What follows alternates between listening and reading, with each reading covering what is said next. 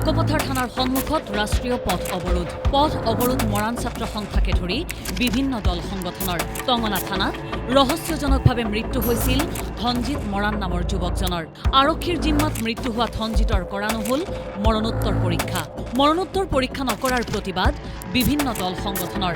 আৰক্ষীৰ ভূমিকাক সমালোচনা প্ৰতিবাদকাৰীৰ। ধনজিৎ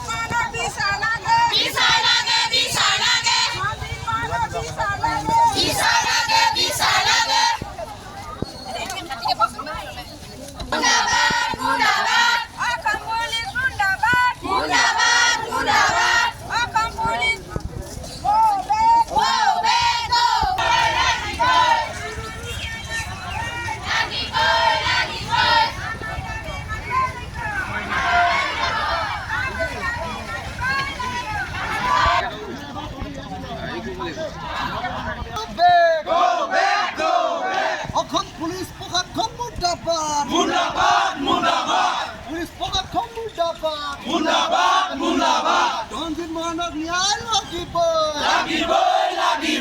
ধনজিৎ মৰাণক ন্যায়